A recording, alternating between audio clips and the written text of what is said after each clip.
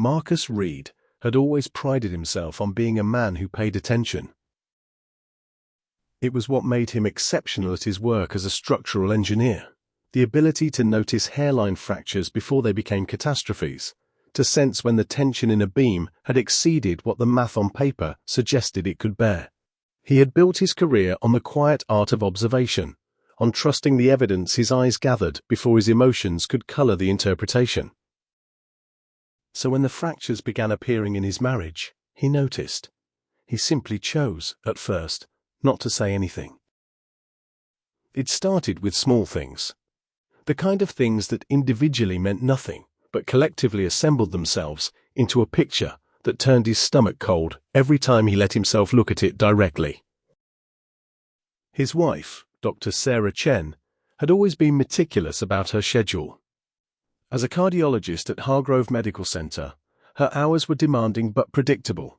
She was home by 7 on weekdays. She kept her phone on silent during dinner, and she had a ritual of reviewing patient files at the kitchen table with a glass of red wine before bed.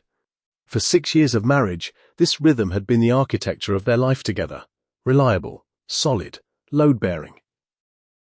Somewhere around March, the architecture shifted. The late nights began first. A conference call that ran past 10. A surgical consult that couldn't wait. He accepted these explanations the way a man accepts the first few drops of rain before realizing the sky has turned entirely. Then came the gym visits. Sarah had never been a morning person, had in fact considered early exercise a kind of cheerful cruelty. But suddenly, she was waking at 6 and arriving home, flushed and distracted, her workout bag perpetually damp, her explanations breezy and slightly too detailed. The phone was the final piece. Sarah had never been secretive about her phone. She left it face up on counters, tossed it between them on the couch, let him glance at messages when she was driving without a second thought. Now it lived face down. Now it traveled with her from room to room like a nervous animal. Now, when a notification lit the screen during dinner, she would angle her body in a way that reminded him of someone shielding an answer on a test. Marcus did not confront her. Not yet. Instead, he did what he always did when he suspected a structure was compromised. He gathered data. He was not proud of the means. He told himself that even once, and then stopped the internal argument, because pride was not relevant here. Survival was. Understanding was. He installed a tracking application on the shared tablet they both used for household accounts. Sarah rarely used the tablet for anything personal, but she had once complained about syncing issues and asked him to look at her phone settings, which meant for approximately 4 minutes her phone had been in his hands and unlocked. He did not look at her messages. He was not ready to see what words looked like in that context. He only needed location data, only needed to know if the geography of her explanations matched the geography of reality. It didn't. The yoga studio she mentioned on Tuesdays was 12 minutes from their apartment. The tablet showed her phone spending those Tuesday evenings in a neighborhood called Whitmore Gardens, 40 minutes in the opposite direction, near the waterfront. The hospital where she claimed Thursday consultations ran late, sat downtown. Thursday evenings, her phone was consistently in the same location, a street called Lyra Lane, in a part of the city Marcus had no reason to know well. He spent 3 weeks with this knowledge sitting in his chest like a cold stone. He went to work. He came home. He asked about her day and listened to her answers with a face he had trained into careful neutrality, because the alternative was to show her the fracture map he was building behind his eyes, and he was not ready. He needed more than geography. He needed to see. He also, quietly, began making calls to their joint financial advisor, to his personal attorney, a sharp and empathetic woman named Neera Voss, who had helped his brother through a brutal custody dispute 5 years ago. He said nothing definitive to either of them. He only asked questions that began with the phrase, hypothetically speaking. Neera, who was not a woman who dealt in hypotheticals, had said, very gently, Marcus, whenever you're ready. He appreciated that she didn't push. The Thursday, he decided to follow Sarah, began like any other. He told her he had a site inspection that would run through the evening. She told him she had a late patient consult. They kissed in the hallway, and he felt the familiar cold pressure of it, the way a handshake feels when both parties know the negotiation has already been decided. And then she left, and he waited 12 minutes before getting into his car. He had researched Whitmore Gardens the previous week. It was a neighborhood that had reinvented itself in the last decade, the old industrial waterfront giving way to wine bars, independent coffee shops, and the kind of restaurants where the menu was printed on brown paper. The address's tablet mapping showed as Sarah's consistent Thursday destination belonged to a cafe called Zara & Co., named, according to its website, after the owner's daughter, a place with reclaimed wood furniture, local art on exposed brick walls, and an outdoor terrace that overlooked the river. Marcus parked 2 blocks away. He sat in his car for longer than he intended. His hands rested on the steering wheel, and he studied them the way a person studies something unfamiliar. The knuckles, the slight asymmetry of his left index finger, where he'd broken it playing basketball in college, the thin gold band on the 4th finger that he had not removed. He was aware that once he walked through the doors of Zara & Co., certain things could not be undone. Knowledge was like that. You could not unknow a thing. You could only decide what you were going to do with it. He got out of the car. The cafe's terrace came into view first, through the wrought iron fence that separated it from the pavement. He saw Sarah immediately. She was seated at a corner table, and she was leaning forward with her elbows on the table in the particular way she had when she was animated, engaged, fully present in a way she had not been with him in months. She was laughing at something. The sound reached him faintly through the street noise, and it hit him somewhere below the sternum, because he recognized that laugh. He had once believed it belonged to him. The man across from her was younger than Marcus had expected, perhaps 30, perhaps 32, with the kind of deliberately casual look that takes considerable effort to achieve, expensive casual clothes, a jaw that looked maintained rather than natural dark hair that curled at the temples. He was leaning back in his chair with the comfortable confidence of a man accustomed to occupying whatever space he entered. Marcus stood outside the fence for exactly 30 seconds. He counted them. Then he walked through the gate. He had chosen his outfit that morning with the deliberate care of someone going into a difficult meeting rather than a confrontation. A charcoal jacket he knew fit him well, dark trousers, the kind of quiet, authoritative presentation that said nothing louder than itself. He walked between the terrace tables without hurrying, and he was close enough to see Sarah's face register shock before she could rearrange it into something controlled, when the younger man turned and saw him too. The man's eyes moved over Marcus with the rapid assessment of someone accustomed to measuring people. Then, extraordinarily, he smiled. Not a nervous smile. Not the smile of a person caught in something compromising and managing damage. A slow, performative smile.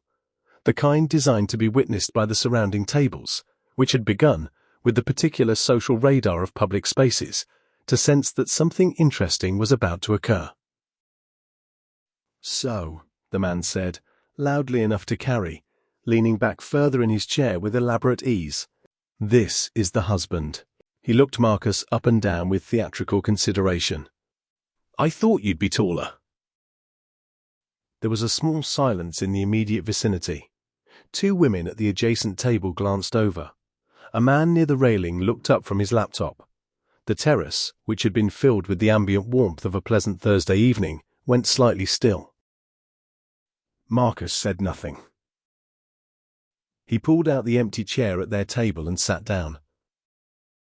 This, apparently, was not the response the man had anticipated. The smile flickered almost imperceptibly before resettling. "Read," Sarah said quietly. Her voice was flat, the way voices go flat when emotion is being forcibly drained out of them. "You didn't need to." "I know I didn't need to," Marcus said. He said it pleasantly, as if commenting on the weather. He turned to the man across from him. "I don't think we've been introduced." "Callum," the man said, with the tone of someone finding the whole situation faintly amusing. Callum Vance. He glanced around at the tables nearby, playing to his audience. Your wife's mentioned you, said you were the serious, reliable type. He let that settle for a moment. She seemed to find it a bit suffocating.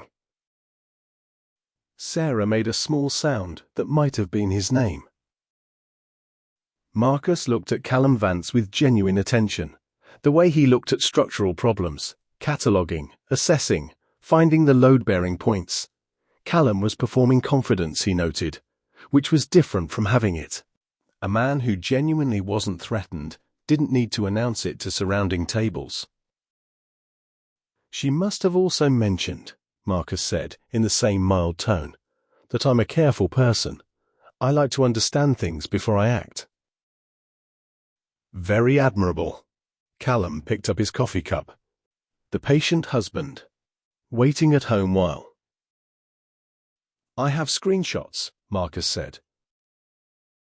The coffee cup paused, fractionally, before completing its journey to Callum's lips.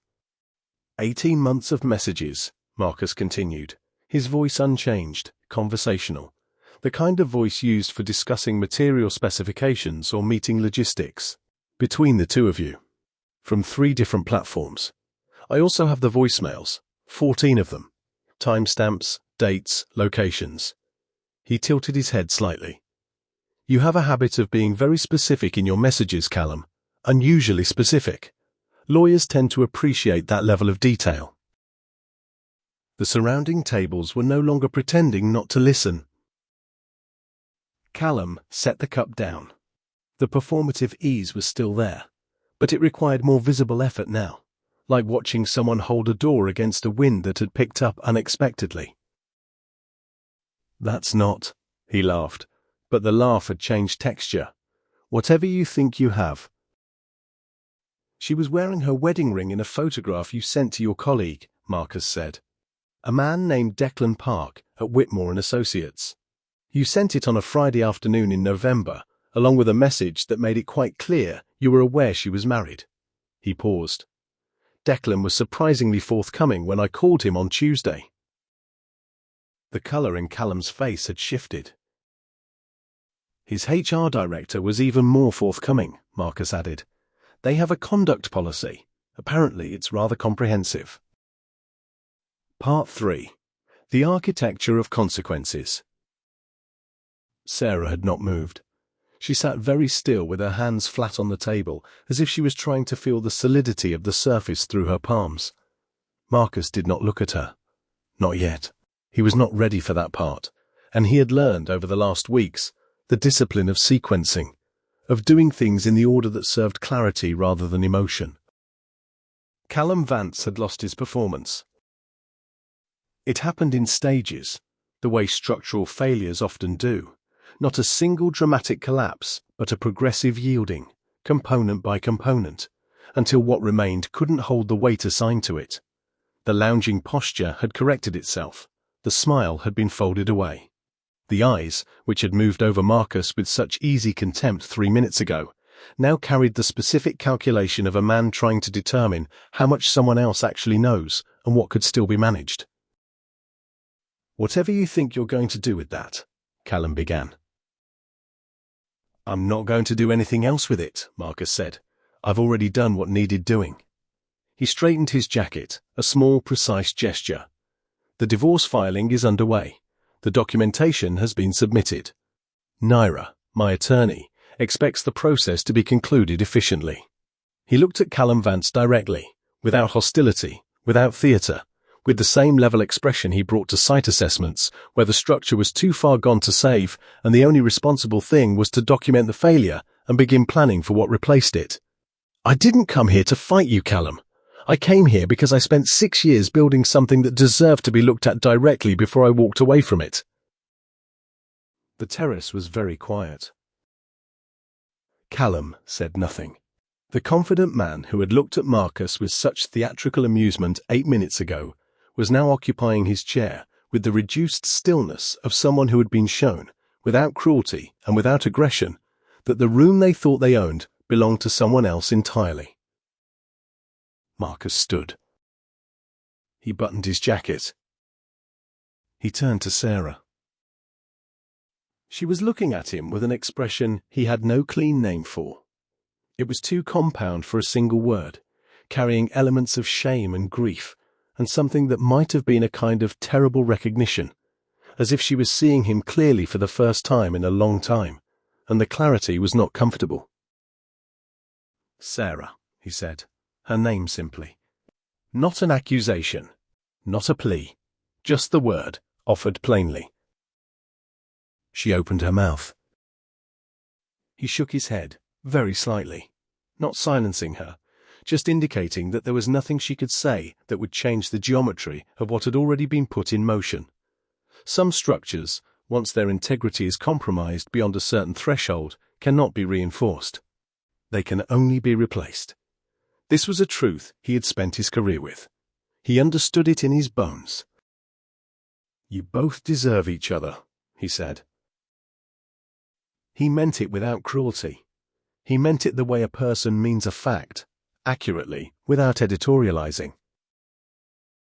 Then he walked between the tables of Zara and Co., through the wrought iron gate, back onto the pavement of Whitmore Gardens, past the wine bars and the independent coffee shops and the restaurants with their brown paper menus, to where his car waited 2 blocks away in the amber quiet of the evening.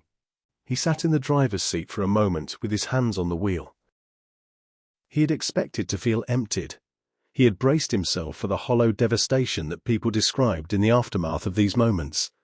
Instead, he felt something unexpected, the particular exhaustion that follows the completion of a difficult, necessary piece of work, the kind of tired that is clean rather than desolate.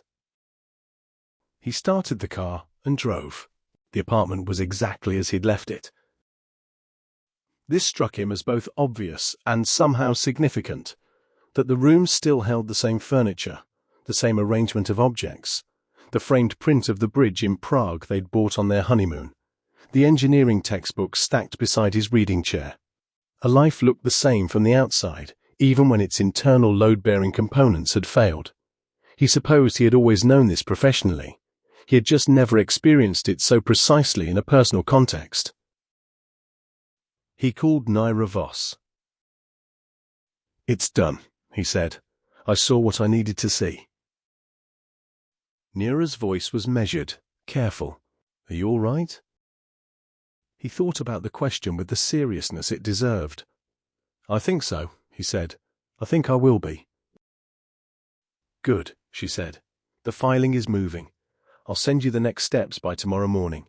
And Marcus," she paused, "what you did tonight, staying calm, not creating a legal situation for yourself, that was the right call. That matters." After he hung up, he stood at the window for a while and looked at the city.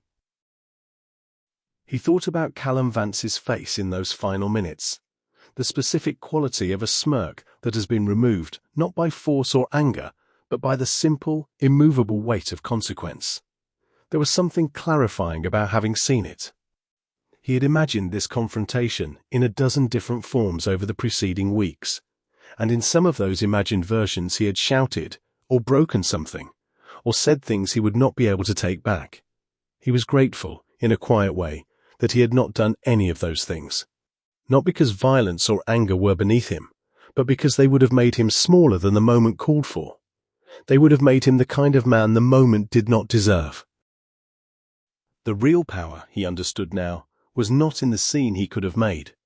It was in the evidence he had already submitted, the calls he had already placed, the papers already in motion, the fait accompli, the work completed before the confrontation even began, so that the confrontation itself was not a battle but a notification.